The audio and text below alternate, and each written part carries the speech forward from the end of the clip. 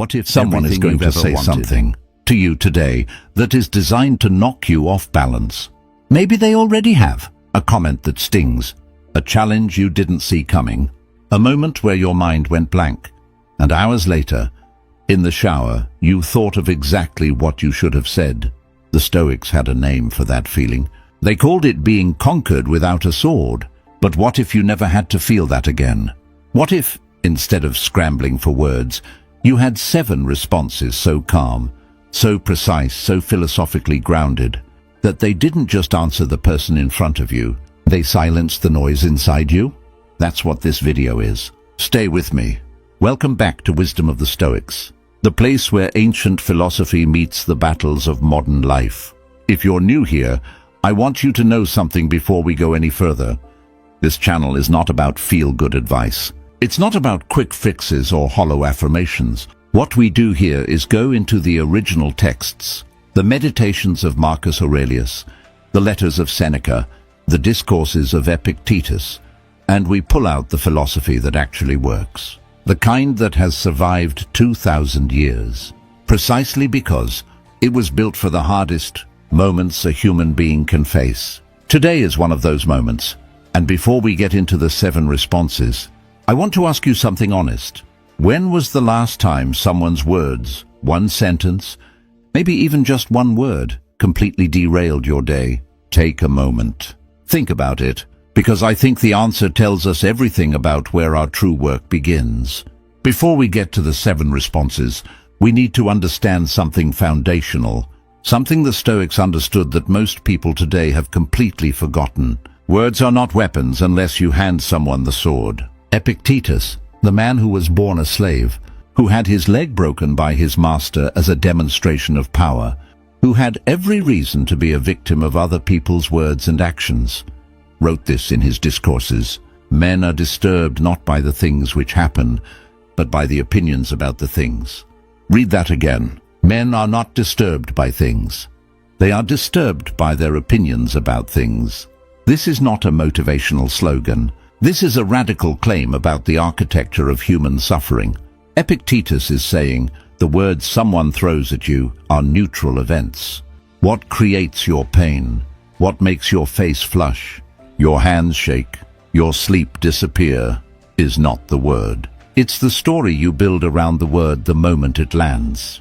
Marcus Aurelius, writing to himself in the privacy of his journal, a journal he never intended anyone to read, put it this way: you have power over your mind, not outside events. Realize this and you will find strength. Now, and this is important, the Stoics were not saying that other people's cruelty doesn't matter. They were not saying words have no impact. Seneca wrote entire letters about the wounds language can leave.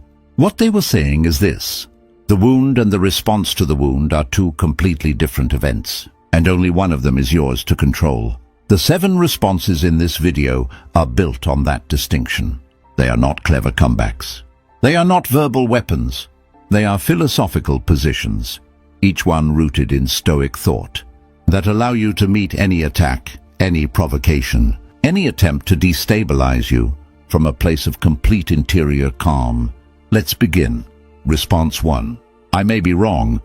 3 words, and I want you to sit with the discomfort of them for a moment.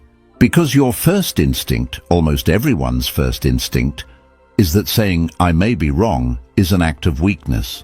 The Stoics believed the exact opposite. Marcus Aurelius, emperor of Rome, commander of legions, the most powerful man in the known world, wrote this in his meditations. If someone is able to show me that what I think or do is not right, I will happily change. He wasn't performing humility. He was practicing one of the most demanding Stoic disciplines, the recognition that our perception is always partial, always filtered through ego, always shaped by what we want to be true, rather than what is true. The Stoics had a word for the faculty that generates false certainty: fantasia, the impression, and they taught relentlessly that untested impressions are the source of almost all human error. Here is the Stoic insight that makes I may be wrong so powerful. The person attacking you is trying to provoke your ego. They want you defensive. They want you contracted. Rigid, fighting. Because a person fighting to protect their ego is predictable, manageable, and ultimately weak. But when you say, I may be wrong, genuinely, calmly, without performance, you remove the target they were aiming at. You give them nothing to push against. And you simultaneously signal something that unsettles every aggressor. I am not afraid of being wrong, which means I am not afraid of you. There's a story about Epictetus being confronted by a student who argued loudly and aggressively that Epictetus's teaching was inconsistent. Instead of defending himself, Epictetus reportedly smiled and said, "You may have found an error I haven't. Tell me more." The student, expecting resistance, had none to push against. The argument dissolved. The Stoic principle at work here is called oikeiosis, belonging or affiliation with truth over self. When you affiliate with truth rather than ego, you become genuinely undefeatable, because you've already agreed to surrender anything that isn't accurate. Think about someone in your life right now who makes you feel defensive. What would happen if the next time they challenged you, your first internal question was, could they be right? I want you to actually sit with that, not as defeat, as philosophy. Response 2, silence. Not a response, you might say, and you'd be wrong. You might say that you have to say something. Seneca wrote in one of his letters to his young friend Lucilius, retire into yourself as much as you can. Associate with those who are likely to improve you. Welcome those who you are capable of improving. The process is mutual, for men learn while they teach. But buried in that same letter is a warning that most people miss. Avoid those who are despondent and who groan over everything. And his method of avoidance was not argument. It was withdrawal. The Stoics understood something that modern psychology has since confirmed. Not every provocation deserves a response. And sometimes silence is the most devastating thing you can offer. Here is why silence works so profoundly as a Stoic response. When someone attacks you verbally, when they try to diminish you, embarrass you, provoke you, they are, consciously or not, seeking an energy transaction. They want something from you. Your fear, your anger, your scrambling justifications. That energy is what feeds the exchange. Silence starves the attack, not cold silence, not pouting silence, Stoic silence, which is something entirely different. It is the silence of someone who has looked at what was just said, evaluated it, and simply found it insufficient to require a response. Marcus Aurelius practiced what he called prosauche, self-attention or watchfulness. Part of that practice involved noticing the impulse to respond immediately, to fill every silence with self-defense, and asking, does this moment require my voice or my presence? In his meditations, he writes, how much more grievous are the consequences of anger than the causes of it? He had experienced this himself. As emperor, he was constantly surrounded by people who wanted his reaction, senators who baited him, generals who tested him, philosophers who challenged him publicly, and time and again, the historical accounts show the same thing. Marcus paused before he spoke. Often, he did not speak at all. The ancient world had a name for this quality. They called it megalopsychia, greatness of soul, and it was identified specifically with the ability to remain unmoved when lesser people expected movement. Here is the practical truth. When you respond immediately and emotionally, you show someone exactly which buttons work. You give them a map, but when you meet their provocation with measured silence, or the briefest, calmest possible acknowledgement, you reveal nothing, you remain. As the Stoics would say, free. I'll say this only once, and I mean it sincerely. Some of the most powerful people I've ever observed had almost nothing in common, except this. When challenged, they did not rush to speak. The silence was the answer. Response 3. That's an interesting perspective. This response requires the most philosophical discipline of all 7, because it asks you to do something genuinely difficult, to engage without evaluating, to acknowledge without agreeing, and to remain in contact with someone's reality without being pulled into it.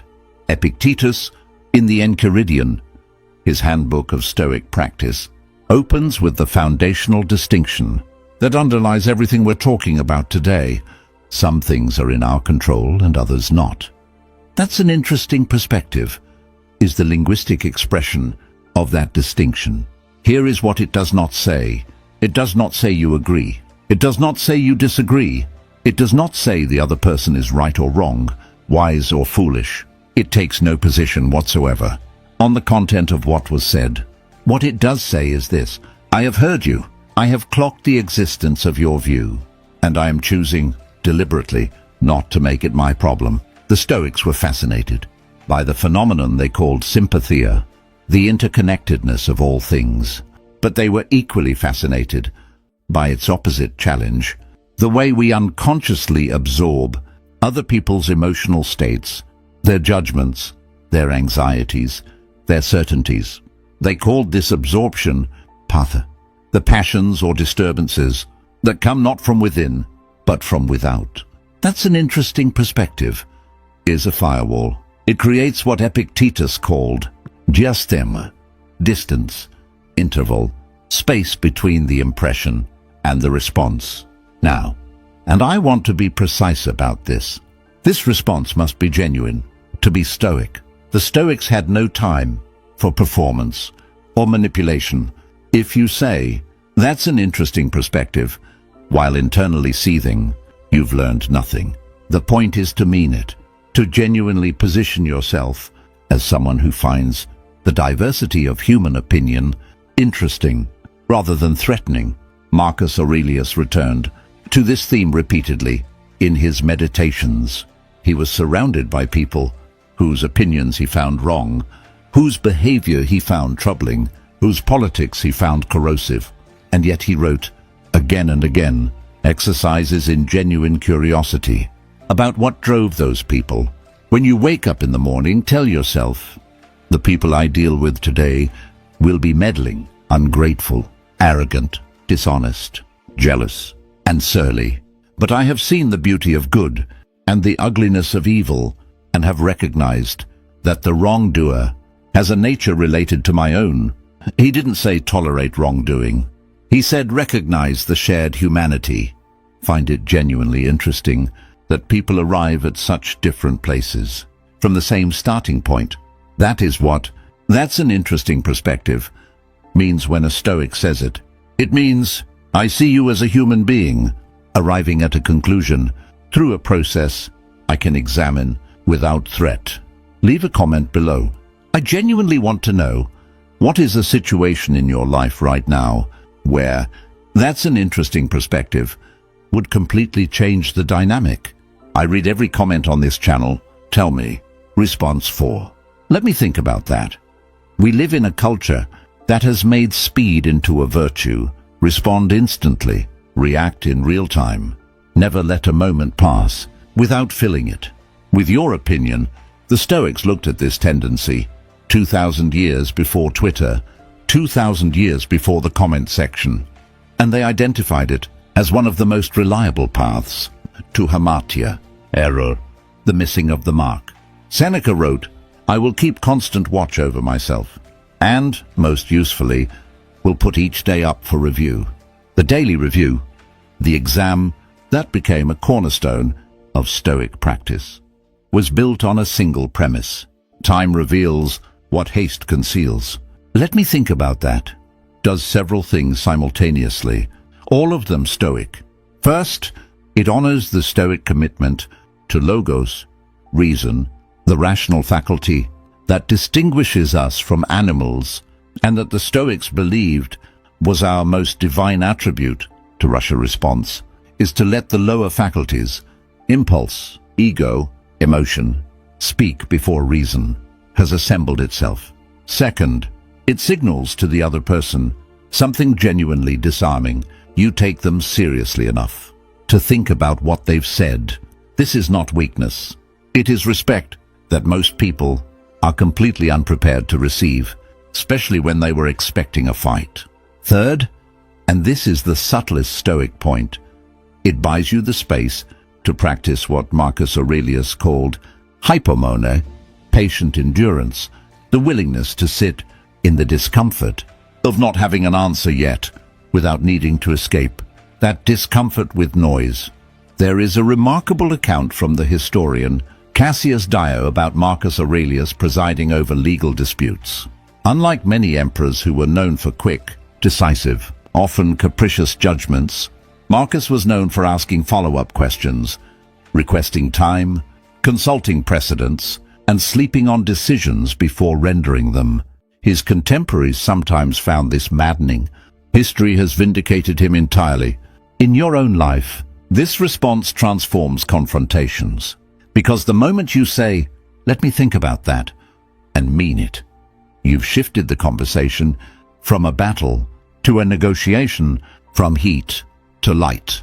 I'll be honest with you, this one required the most work. For me personally, to internalize the instinct to respond immediately, to prove you've already considered something, to never appear caught off guard. That instinct is deeply human, and it is. The Stoics would tell us, deeply unhelpful.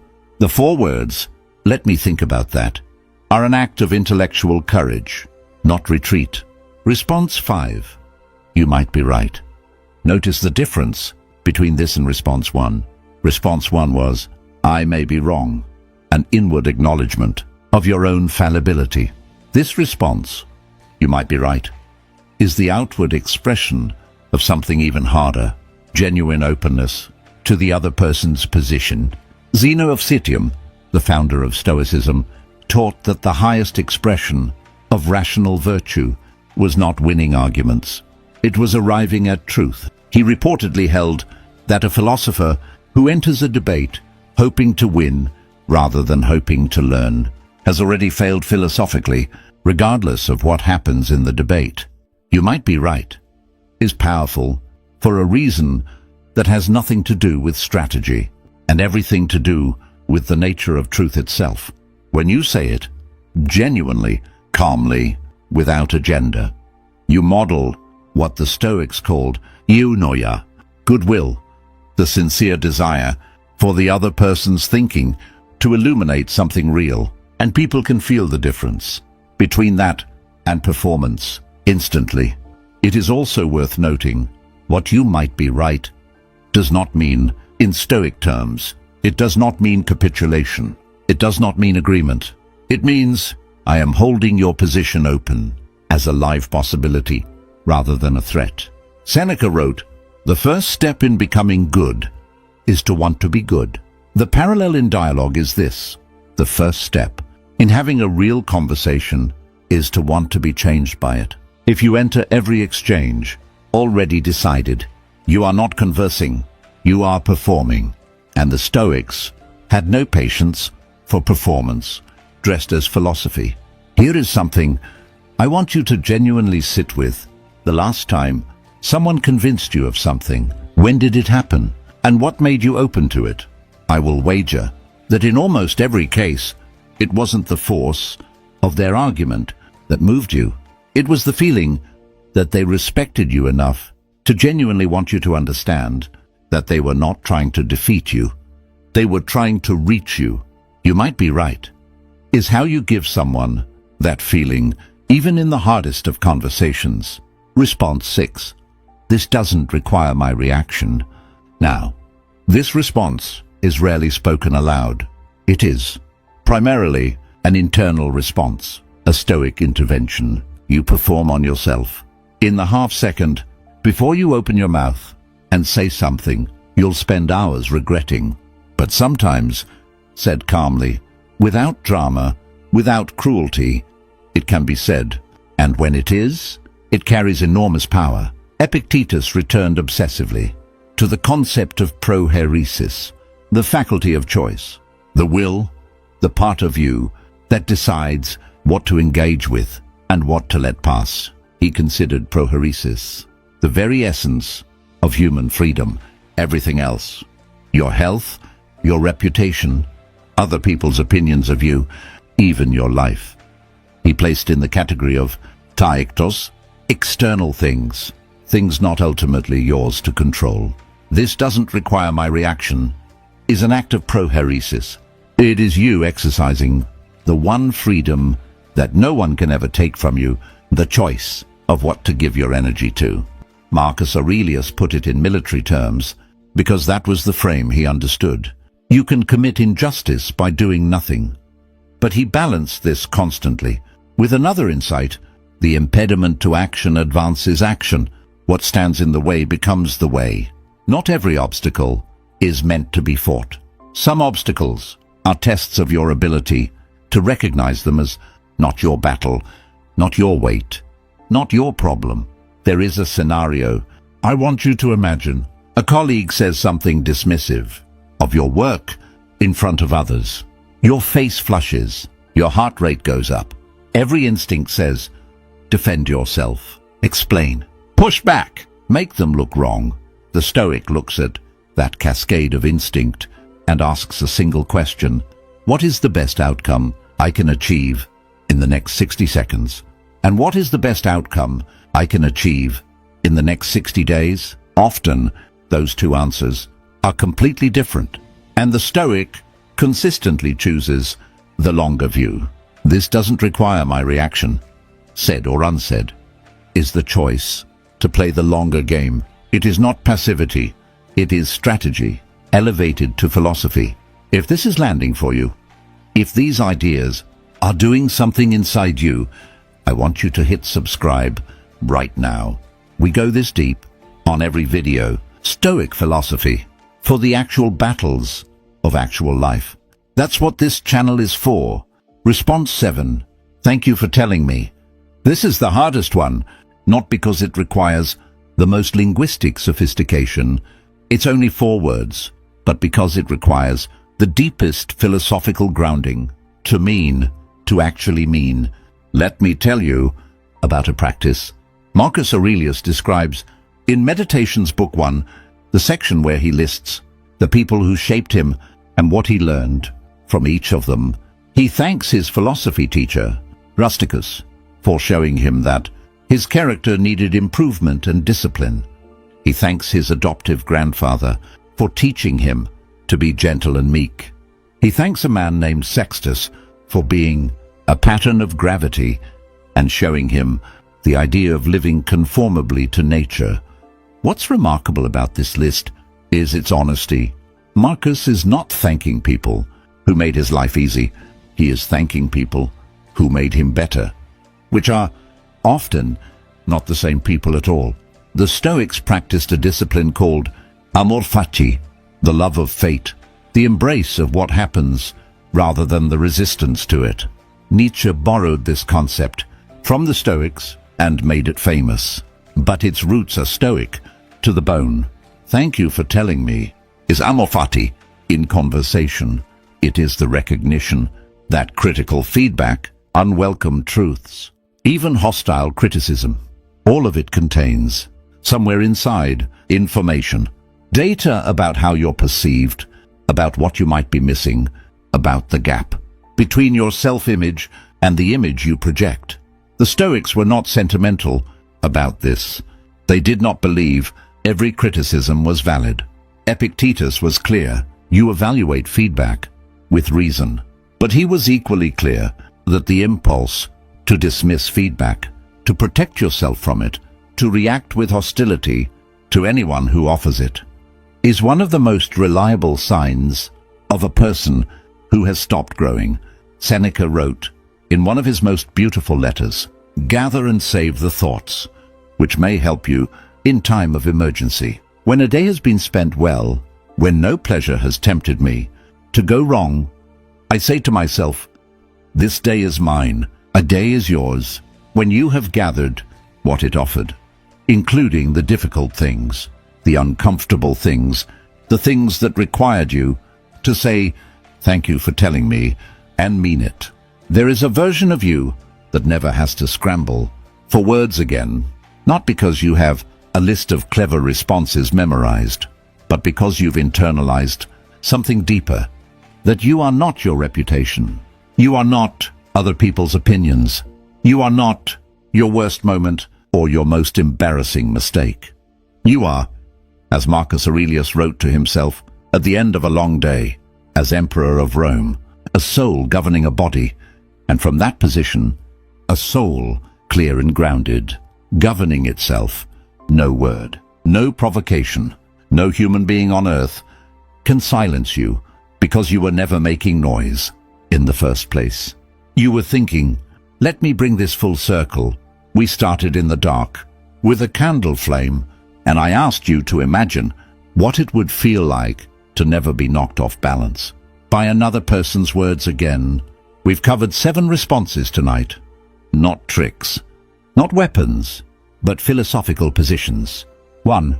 I may be wrong. The courage of intellectual humility. 2. Silence. The power of a response that doesn't need words. 3. That's an interesting perspective. The firewall of genuine curiosity. 4. Let me think about that. The dignity of deliberate reason. 5. You might be right. The openness that disarms opposition. 6. This doesn't require my reaction. The freedom of strategic withdrawal. 7.